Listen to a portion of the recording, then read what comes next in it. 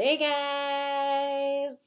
I hope everybody's doing well and you're excited about starting this term.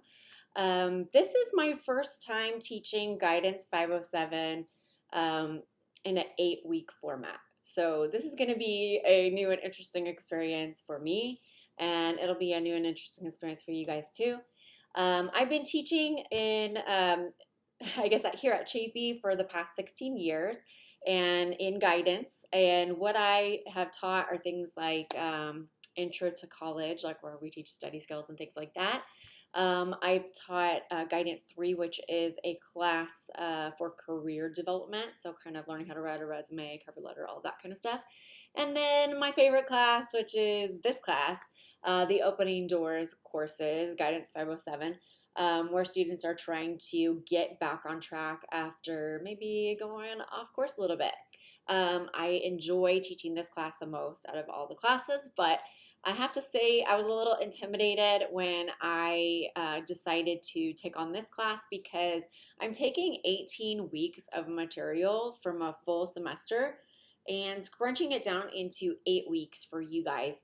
And because of that, there are a couple things that you need to know that will help you and help me with this process. Okay, so the first thing you need to know is that this is going to be a very full 8 weeks. You're going to have a lot of assignments every single week. And when I say a lot of assignments, I mean you're going to have 4 or 5 assignments every week for 8 weeks.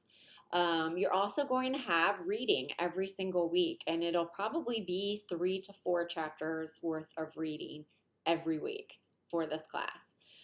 So what you're looking at is about 9 to 10 hours of work every single week, and that's counting the reading based on how fast you read. So if you read slower, it may take a little longer, but you have probably about 3 hours of reading a week.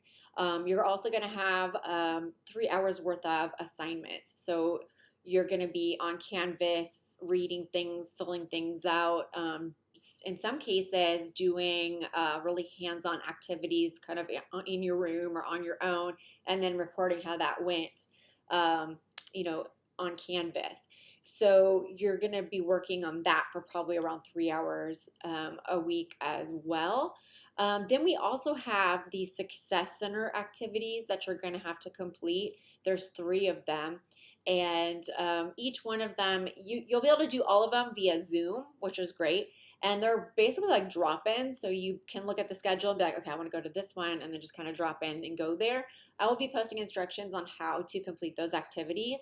You'll have 2 weeks to do each activity. If you do it in the first week, I will give you 40 extra credit points. So if you get it done in the first week, you get 40 extra credit points. If you wait till the second week, you don't get those extra credit.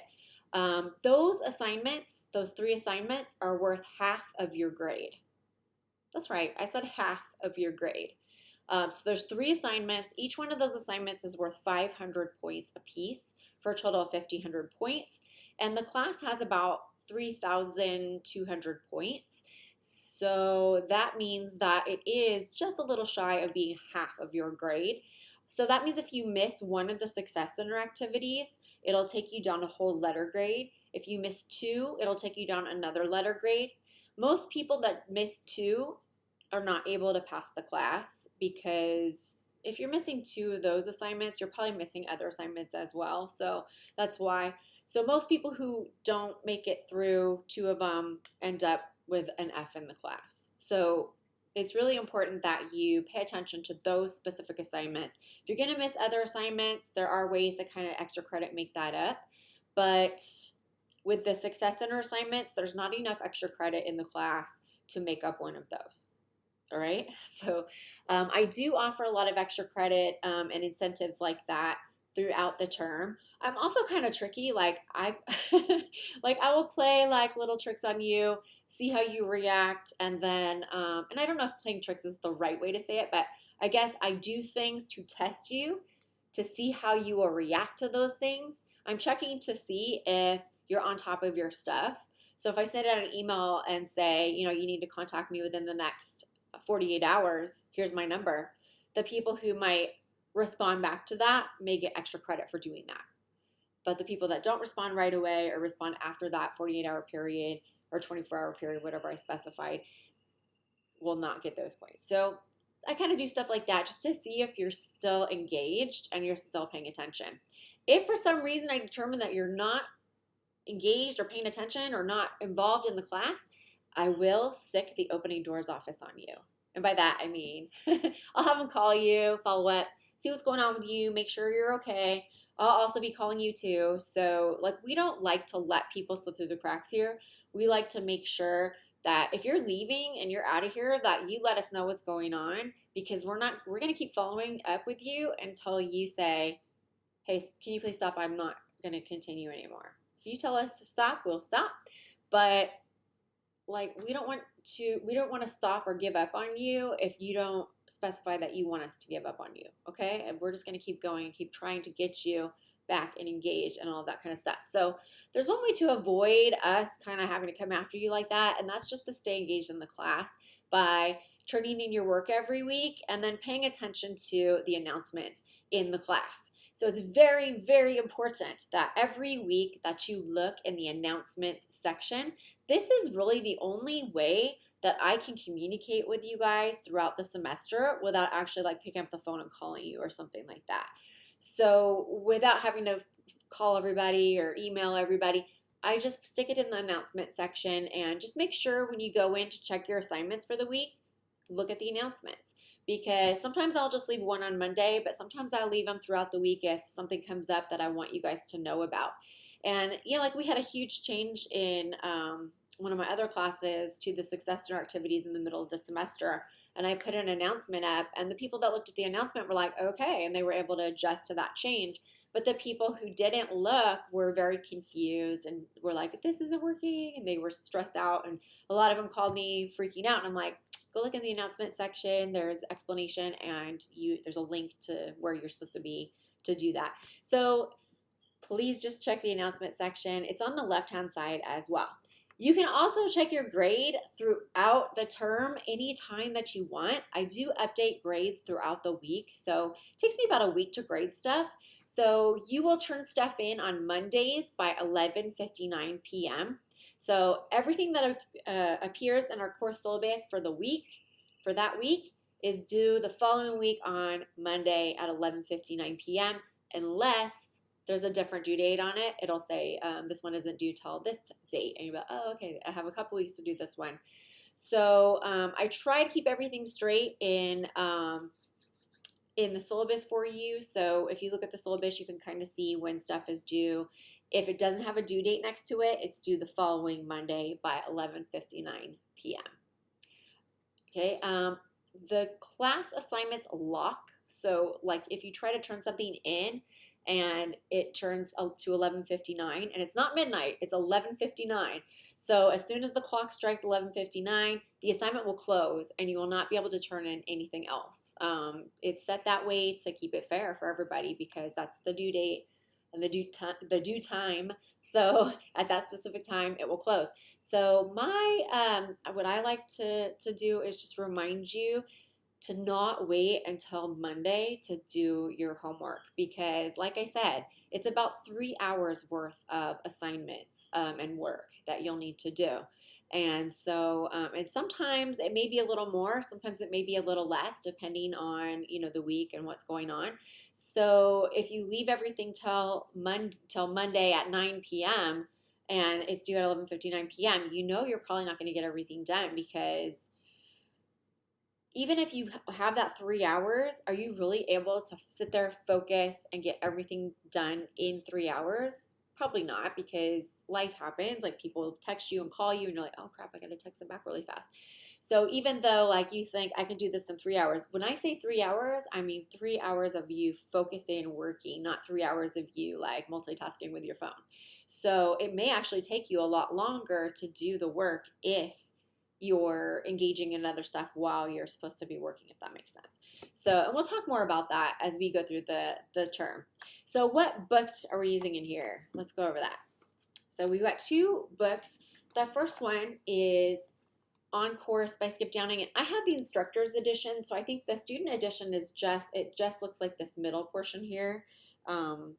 just this part that's in teal with the white stripe down the side. This extra blue is because I have an instructor's copy, which I need. But this is the 8th edition of this book, and so there is a newer edition and there are older editions, but it has to be the 8th edition because they really mix this book up every time they put out a new book. It's not a completely new book, but it's different enough that you would get really confused if you tried to use the newer one or the older ones. This is a fairly inexpensive version of this book, and it's still relevant, so that's why I chose this one. In the bookstore, and I'm going to say this, I do not recommend that you get the hard copy of this book, and here is why. We've only got 8 weeks of this class, and so you need instant access to the book. As in, like, right now, you need to go buy a digital copy of this book. I mean, it looks like this, but I don't want you to buy the hard copy. I want you to buy the digital copy. If you're like, but I need the hard copy, okay, fine, but also buy the digital copy. Or you can go through chegg.com, chegg.com. If you purchase the hard copy, they will give you digital access to the book until your hard copy arrives, which is great. So you kind of want, basically I'm saying this because if you tell me my book hasn't come and that's why I didn't complete that assignment, I'm going to say, oh, well, I'm not going to give you extra time to do it because I'm telling you right now to purchase the digital copy. I also told the bookstore here at Chafee that for this class, the recommended book is the online version because I want you to have it from day one because we don't have a lot of time to mess around. You need the book right away. If you wait for a hard copy, sometimes the hard copies take 2 weeks right now because, I mean, it's still COVID times. Unless you're using Amazon, it's going to take several weeks for you to get the book. And by then, you're going to be failing the class and you may not be able to come back from that. So do yourself a favor, do me a favor, get the digital copy, thank me later, okay? The other book, you are welcome to get a hard copy of, but I do recommend the Audible version of this, and there are actually probably other ways to get the audio book for this. I really dig the audiobook. I bought the audiobook. I love the audiobook. This is great. It's a great book. I feel like if I just open to any page, you'll see there's like little pictures and fun things in here. This is my son colored this for me when he was a baby. But yeah, there's just kind of like fun little pictures and things like that that make it a little more interesting. And a lot of my students are like, well, why are we reading the 7 Habits of Highly Effective Teens? Like, we are not teens. And here's the answer. Because this book addresses school, and we're in school. The other book, The 7 Habits of Highly Effective People, is geared towards professionals or people who are in the working world. We're in suits every day and having to manage a bunch of time and things like that.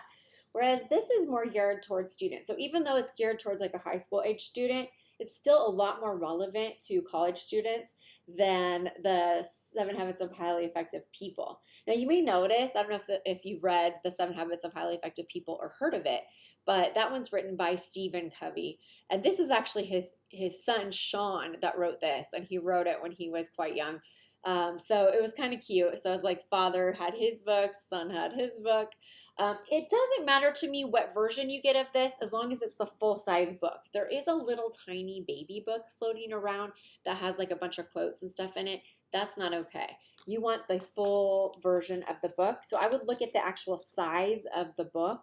I don't know how big this is, but I'm assuming it looks like it's probably 8.5 by 5.5 or something like that. So you kind of want it to be, 8.5 inches by 5.5 inches big or a little bigger than that. You don't want like 3 inches by 2 inches, right? So this book is fine. If you want to wait for it to come, you can kind of catch up. But the reason why this is less important is because there's no actual homework out of this book. We do go over things from it. And it is one of those books where if you read the book, it will change your life. life-changing book right here. This one's actually a pretty good life-changing book as well, but in a different way. I feel like this one is more organized, it's organized like a textbook, but it's also organized like I would say a self-help workbook. So there's a lot of journals and things in here that are really cool. What I really like, and you might want to check this out, is one of my former students actually is featured in this book. They had a contest where you could write a little blurb about yourself and your story. They're called One Student's Story. And so she's in here, and I'm trying to find it for you. I think she's on like page 100 or something like that. But one thing that I really like about this book is that it does give you some examples of students who have struggled and how they overcame that. Let's see, where is it?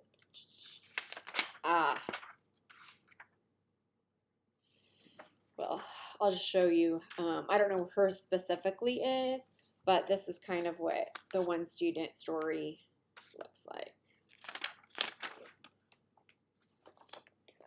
So it'll say like down here, One Student Story, Juliana, I can't even read that, Onaga, University of Hawaii. And then she talks about her experience using this book and how it helped her and all of that. So it has stuff like that, which I feel like is really valuable to you.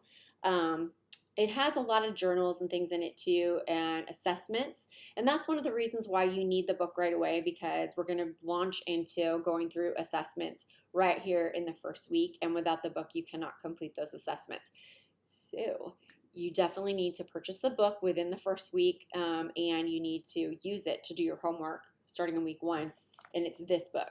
So if you're like, oh, I can't afford both, but get this one first and get it right away and get the digital version. Okay. I don't want to hear any excuses about, I accidentally bought this book. Okay, then send that one back and get the digital version right now. Okay, so one thing that I've noticed in Canvas that I kind of do differently as an instructor is that I like to use the modules section to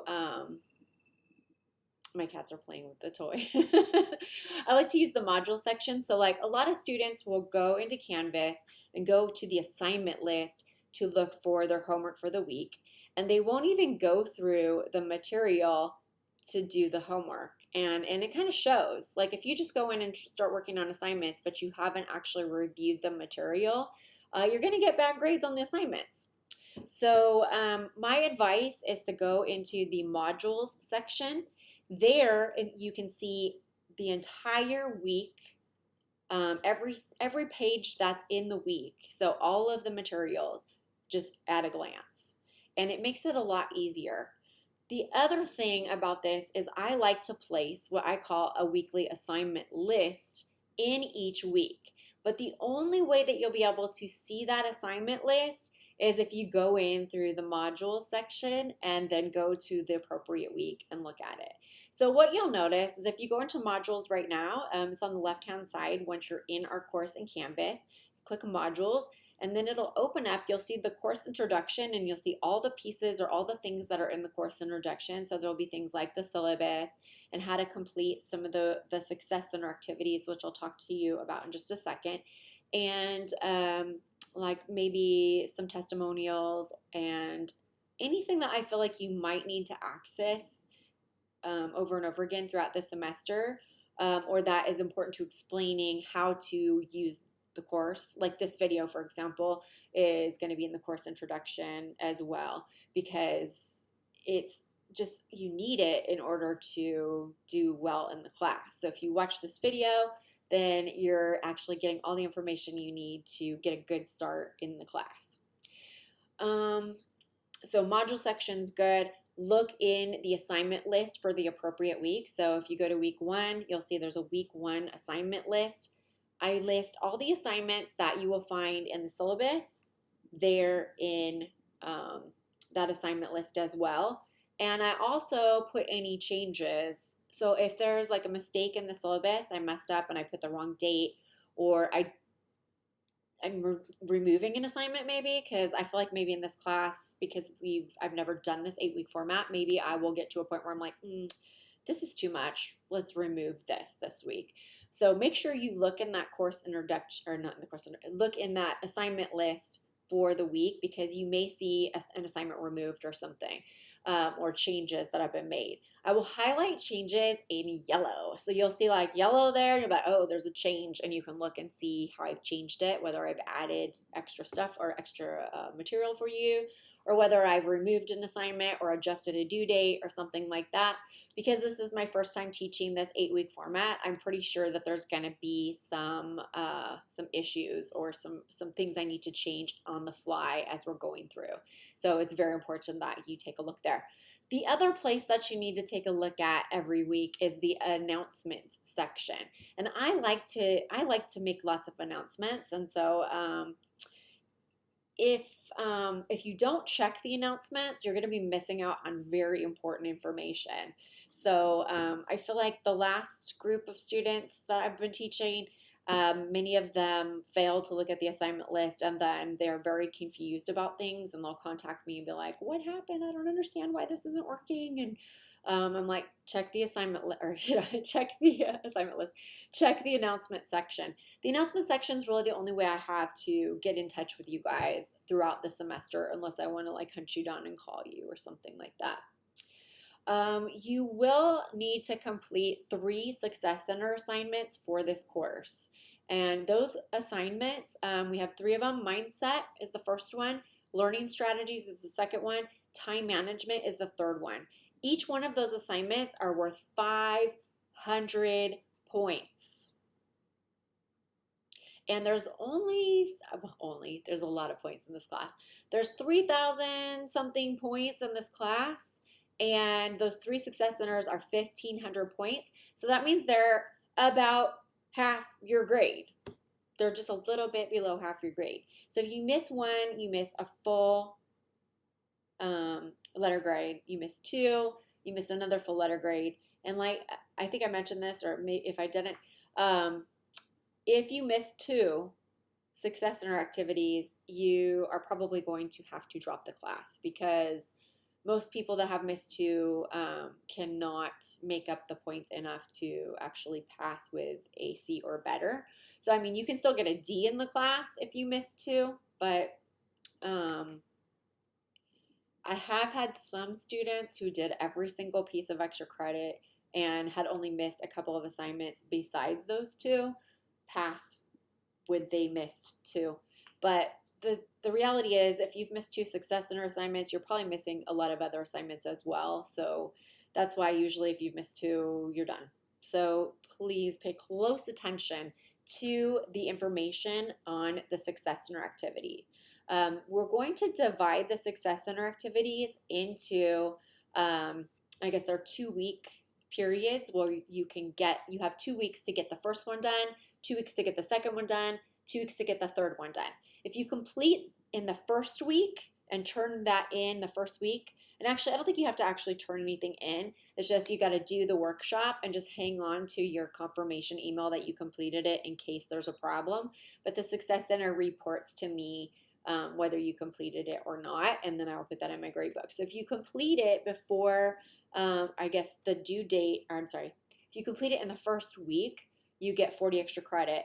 If you complete in the second week but before the due date, then you still get the 500 points. You just don't get the 40 extra, if that makes sense.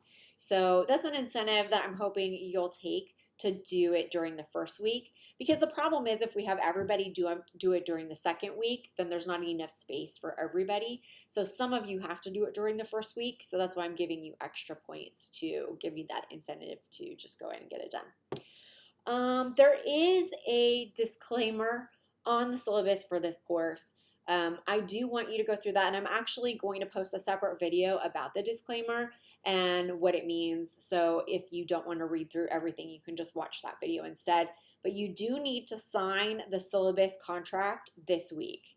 You need to sign the syllabus contract and get it back to me. If you fail to sign that contract, I will not allow you to stay in the class, because I need to make sure everybody who is taking the course that is going to be a part of things has read it and signed it, because we are going to be covering some pretty intense topics in here, or they may come up. Like there's no guarantee because I don't plan what we're going to talk about like that. So I'm not like, oh yeah, this semester we're going over anorexia and depression and and sex addiction, and I'm not like that. It's more of like we're talking in discussions as a group, like our whole class is a group, and we're discussing really intense topics sometimes when we do discussions. And so sometimes during those discussions, really intense topics come up. And for that reason, I want everybody to promise that they're going to keep what's said in those discussions private and confidential, and not go around and be like, oh, guess what this girl said in my class today? It's like, that's private. Nobody needs to hear that. The other thing is I use a lot of materials that contain profanity in the class, because I just kind of think it's fun and funny. And I'm the kind of person where like my whole family is very, like we all cuss. It's not, to me, it's not offensive. It's just kind of like, that's just what we do. So a lot of times I'll just be talking and like a cuss word will pop out or something. And I don't want to offend anybody. I just want you guys to understand that it's like, that's just how I talk like on a regular basis. I'm just a pretty laid back person, and I like to make jokes and just kind of just have fun. I don't want this to be like super serious 100% of the time. And if you need to say something, if you need to if you need to say a cuss word sometimes in your journals or whatever, I'm not going to judge you for that, because I want you to just be able to say what you need to say and get out what you need to get out. I also have a lot of examples, like videos and things that I show that contain profanity as well. So I just want you to be aware of that and be aware of some of the more, I guess, intense topics that we could be talking about in some of our discussions. And what I want you to do is make sure you sign that syllabus contract, and that you also offer me a comment or question in the syllabus contract, so that way I can give you full credit for completing it, okay? If you are going to not continue on with the course, please let me know. Just let me take a second. You can reach me via text. That's probably the easiest way to reach me at 909-224-1204. If you go ahead and text me and just let me know, hey, this isn't what I thought it was going to be, and I don't really want to be in the class anymore, that's cool. Let me know. I'll pass that information on to the Opening Doors office, and you probably should go visit the Opening Doors office to see what you need to do if you want to maybe go to a different class, or maybe you're just done with school for a little bit, but you want to make sure that you can come back. I would talk to them before you go so they can just make a note of what happened and that you did touch base. So that's sort of the bottom line. Other than if you don't sign the syllabus contract, I will not be dropping you from the class. So like if you started out in this class and you checked into Canvas, but you didn't sign the syllabus contract, I will probably have the Opening Doors office give you a call or something just to see if like you're engaged in the class or not. If you weren't planning on coming by anyways, then I'm just going to drop you. Okay? So make sure that you sign the syllabus contract. The other thing is, what else? Oh, all the assignments are due on the following Monday. I don't know if I've already said this. If I'm repeating myself, I'm sorry. But sometimes I forget what I just did. Maybe you do too. Yeah, sometimes it happens. So you want to make sure that you turn in your homework by the due date. So everything's due on the following Monday by 11:59 p.m. You are also going to have to get a day planner. And actually, it has to be a real day planner. Okay, it cannot be like just a notebook or something. Like it can't just be like this. I got this cute little ice cream book, but it can't just be like a blank notebook. Like that doesn't work. It has to actually be either a daily or weekly day planner. So like a daily day planner, you would open it up. It's like this. You open it up, and on each page is a different day. Or maybe some day planners, you open it up and these 2 pages are a whole week. So either of those are fine. What I don't want you to do is like open it up and the whole page is like a month, because I just feel like there's not enough space there to do what I'm asking you to do. And what I'm asking you to do with the day planner, and I actually have a whole video on how to do your day planner, but just real quick, I just want you to write your assignments for my class in the day planner. And you can either write them like, in today's date and then figure out when you're going to do each one and then write the due dates next to it. Or you can write each one in the due date and then kind of work your way backwards and figure out when you're going to do that during the week. The way I live my life is I try to get my Monday through Friday grind like on so I can get all my work done during the week and then have Saturday and Sunday to just, relax, catch up on some of the other stuff around the house, hang out with my boyfriend or my kid or whatever. Just enjoy life. And we will be talking more about like time management and things like that in this class as well as we're going through. So the day planner is like your first step towards, I guess, taking control of how you manage your time. So it's really important that you get that. So one of the things that's going to be due this week is you're going to have to turn in both textbooks. You have to show me proof that you purchased both of them. And I'm looking to see that you got a digital copy of the book that you have instant access to. And you're also going to have to show me proof that you purchased a day planner. So that will be due on Monday. So make sure that you get started on that. There is homework this week, and so you need to go to the module section, look at that that list of stuff, and you will see the syllabus in this week's stuff. The other thing I want you to take a look at is there's some testimonials from former students, so students who took the class in spring of 2020, and that was a weird semester because that was when COVID hit and everything. But those testimonials are going to be available for you to take a look at so you can kind of see what other people got out of the class. And these are all students of mine, like personally my students, not the other instructors in Opening Doors. So if you're reading through those, know that that is my teaching, my classroom, my situation. And so if these students are having these experiences, maybe you're going to have a good experience as well. Most of the students who have turned in a testimonial have turned in a very positive, uplifting response to the course. I have had some bad reviews over the years, very few. But the thing is, most of the students who don't like the class just drop out of the class early on and they leave. And so whoever finishes the class is probably pretty happy with the way things turned out because they're, we do the testimonials, like people write those testimonials at the very end of the class after they've completed the course. So they know they're in a position to pass and they've done what they needed to do to get there. So they probably feel pretty good about what happened. But what I want you to pay close attention to is kind of when they describe how they felt when they first came into the class, because a lot of students feel like this is a punishment, like this is something that's negative or really bad. But it's actually not. You guys actually are very, very fortunate. I don't know if you understand how fortunate you are, but essentially you are being given all the tools that you need to be successful in this class. And you're also getting amnesty where you have a chance to bring your grade up and get back on track. So hopefully between me giving you all the tools that you need to be successful in college and you learning about yourself and about how to better yourself so you can become the kind of person that you want to be, this is going to be a fantastic experience for you. So no matter why you're here, what the circumstances are, just know for me, like I mean, I've been doing this a long time. I've seen every type of students that are having struggles with all kinds of stuff. I know what, the reasons why people end up here. So things like, personal problems, like they have an emergency, like their family is falling apart, or they have a family member who's sick. They're sick themselves.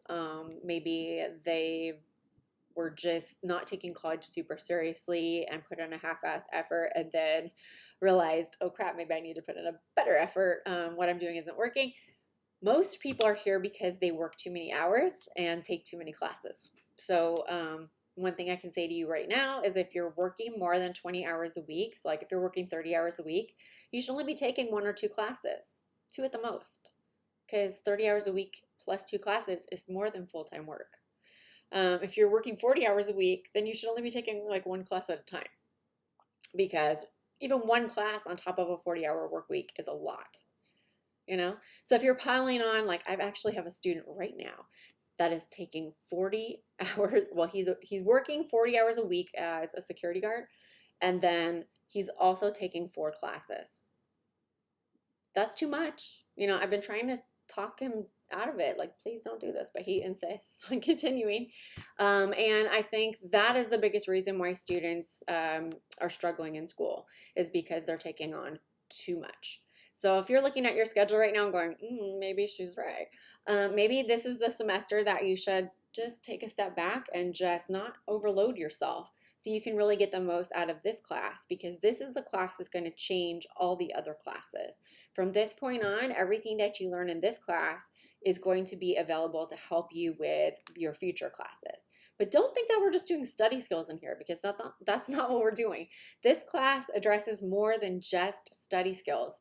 It also addresses things like personal responsibility, and happiness, and I don't know, lots of other things that I guess we'll get to when we get to. But it's more about forcing you to think about the way you do things, not just in school, but in life. Like, how do you do your life? Like, what's your day like? When you wake up to when you go to bed, how are you living? You know? And I want you to live your best life. So I'm here to show you how to live your best life while getting all the stuff that you want, and overcoming maybe some of the hurdles that might be standing in your way of getting to where you want to be. So everybody has a clean, fresh, blank slate with me. We are starting this term. I do want you to make sure that you put a photo of yourself on your Canvas profile, because since we're not doing face-to-face, that's the only way I actually can see who you are. And if you need me to write like a letter of recommendation, or like a job, endorsement, or just, I don't know, do anything where I have to remember who you are next semester, you don't want me to think of you as like, oh yeah, he's the guy with the toaster as his photo. Like, I want to see who you are. So that way, like if I saw you at Ralph's, I'd be able to be like, hey, what's up? Or if, I read a letter of recommendation, I can at least, conjure up a picture of you in my mind and connect it with some of the stuff that you said in the class that was meaningful, that I might be able to put into that review of you. Okay. So if you wouldn't mind, that would be great. I don't know. I guess maybe I'm going to say a few things about myself just so you kind of know who's helping you out. Like I said, I've been a teacher for 16 years. I used to also teach at Victor Valley College as a psychology instructor, and I taught drug and alcohol studies, and I taught developmental psychology. And I also did, some just basic intro to psychology courses as well. And I taught a class called Helping the Survivors of Dysfunctional Families. So if you have a dysfunctional family, I've totally got you. Like, I know the deal. I also have a dysfunctional family. I also I did some internships as a psychologist, because I thought that I was going to be a therapist for a living. And so I went to school for clinical psychology and got my PhD in that from Alliant International University in San Diego. I got my bachelor's degree in psychology from UC Berkeley, and I also attended Cal State Northridge and played 3 years of Division I soccer, on a scholarship, by the way. So, I feel like that kind of makes me sound pretty badass. I feel kind of badass. But also, I guess I was a drug and alcohol therapist for, I don't know, maybe that was a year or two. It was a while ago now. But I had some kind of license to practice. I don't even remember what it is called anymore. It's a BIS license for practicing drug and alcohol therapy. And so I did that for a while, and I had to watch people pee in cups, and it was pretty crazy. But I did learn a lot, and I actually ended up doing my dissertation on drugs and how they affect the brain. And I actually studied what we call polysubstance use, which is when instead of you just using one drug, you're using like multiple drugs at once, and then that's effect on the brain. So that was really interesting. I didn't really find out too much other than like what the basic stuff that you already know, which is drugs are bad, and yes, they do they do cause some cognitive decline, but yeah, it wasn't as significant as I thought it was going to be. So after I was done with all of that, I had done these internships. I worked with adolescent sex offenders. That was my first internship. So we're talking about like 14-year-old kids who had molested someone in their family. And like it was really, really terrible. It was traumatic for me as a person. But I learned a lot in that internship. And one thing I did learn was patience and no judgment. Like just there's a problem, it's not about like who caused it or what happened, but it's about how do we fix it. So that is something that I learned. I also worked at a developmental school. So it was a non-public school for developmentally delayed students. So we're talking about students who are autistic, Asperger's disorder, bipolar, schizophrenic, conduct disorder, which is a lot of times with ADHD. Conduct disorders like, kids that don't listen and they're really obnoxious. They're like starting fires and trying to hurt cats and stuff like that. So I worked in that in that school, and I had like 12 clients, and it was really cool. And then I had an internship at I think it was Riverside County.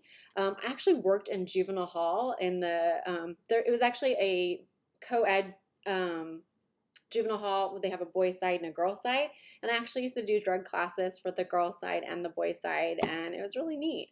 At the same time I was doing that, I was also working in an agency that was mostly full of social workers, and so I had actually some clients who were children and then some who were adults, and it was more of like a family thing where like maybe one therapist had the kid and then I would have the mom, and then we'd all kind of work together. So it was really interesting. But what I learned from all that was that I didn't really like being a therapist as much as I enjoyed being a teacher.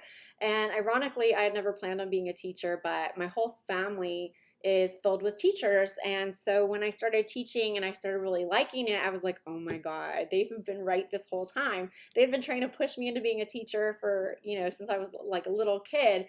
But I wanted to do something different to distinguish myself from my family, who were all teachers, and ended up being a teacher anyway and really loving it. And so I actually now I'm just working at Chafee as a teacher, and I'm not doing Victorville anymore just because it's so far up the hill. I got tired of driving that far.